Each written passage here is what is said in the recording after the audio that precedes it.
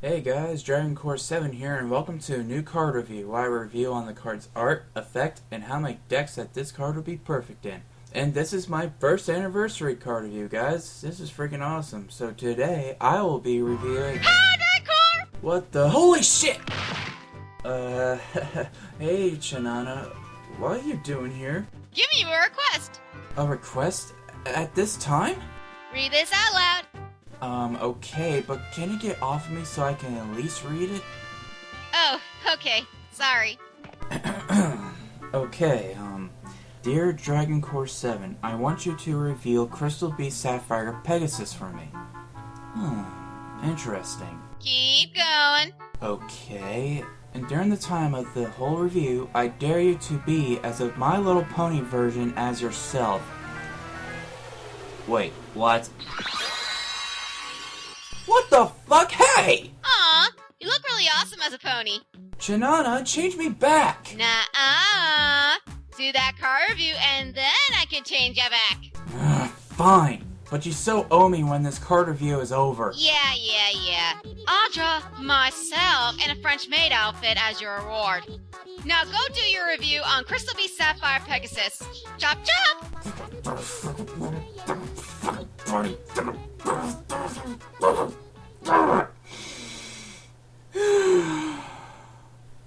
Well, from all of you must know already, I'm going to be doing a card review on Crystal Beast Sapphire Pegasus. Now let's get this card review done and over with so I can turn back into a motherfucking human! As usual, let's look at the artwork. Crystal Beast Sapphire Pegasus, what can I say about his artwork?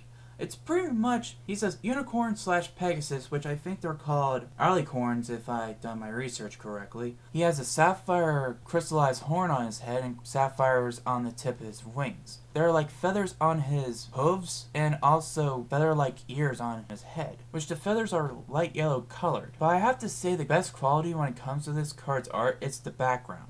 We see a freaking huge sapphire crystal in the background shining, and I think it's really fucking cool looking. And the thing is, I do like crystals. I do like how they shine, how they look, and judging by what color the crystal is, I do tend to like it. And I do like sapphires. So the background really does suit this card a lot, and it's really beautiful. So the artwork of the monster is pretty cool, but I have to say the best quality of the card is the background. So when it comes to its art, I am gonna give it a 4.5 out of 5.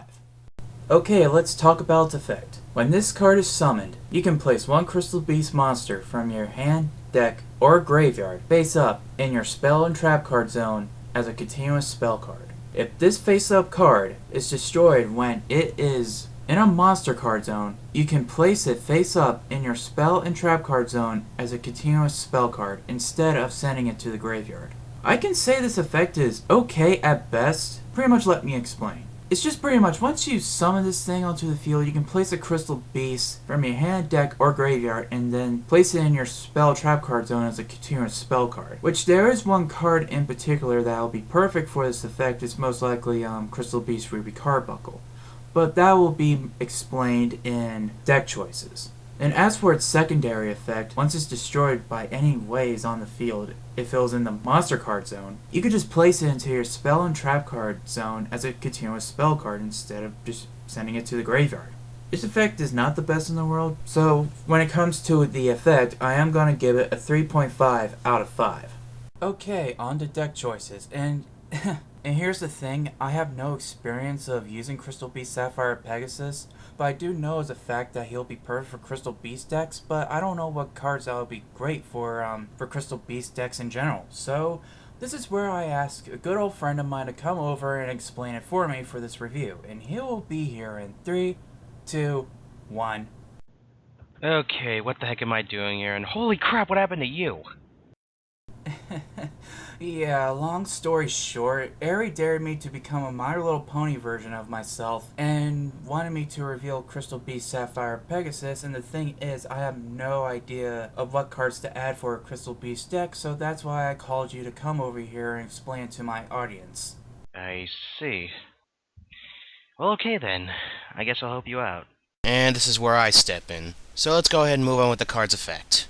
When this card is summoned, whether it be normal summoned, flip summoned, or special summoned, you can place one crystal beast from your hand, deck, or graveyard face up in your spell and trap card zone as a continuous spell card. If this face up card is destroyed while it's in the monster card zone, you can place it in your spell and trap card zone as a continuous spell card instead of sending it to the graveyard. There are multiple ways to benefit from using the first effect of Sapphire Pegasus. Some examples would be these two dragons, Gravity Crush Dragon and Magna Slash Dragon. Each of them have an ability that revolves around getting rid of a continuous spell card from your side of the field, or in this case, the crystal beast that you placed in your spell and trap card zone with Sapphire Pegasus' first effect. With Gravity Crush Dragon, by sending a continuous spell to the graveyard, you can destroy a monster, and for Magna Slash Dragon, a spell card or trap card. Also, using the effect of Sapphire Pegasus would work well if you're using the following spells and traps. Crystal Promise, to special summon that crystal beast that you placed in your spell and trap card zone. Most likely Ruby Carbuncle to bring out as many crystal beasts as possible from your spell and trap card zone,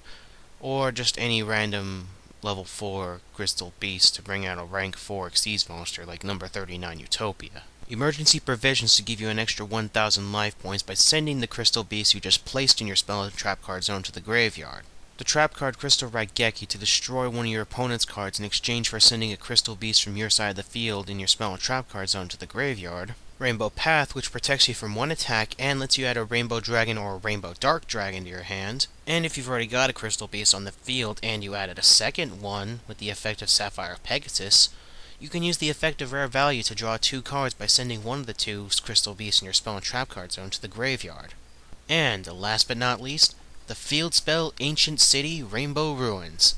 And depending on how many crystal beasts you have in your spell and trap card zone, depends on how many of its following effects you can use. And of course, thanks to Sapphire Pegasus, you're already going to have a crystal beast in your spell and trap card zone to use at least its first effect, or an additional one to use its second, third, or even fourth effect, possibly even its fifth. I should also mention that there are 2 monster cards out there that require the presence of at least 3 continuous spell cards to be on your field. The most commonly known one would have to be Hamon, Lord of Striking Thunder, and the lesser-known Dragon Queen of Tragic Ending, used by Misty Treadwell from Yu-Gi-Oh! 5Ds.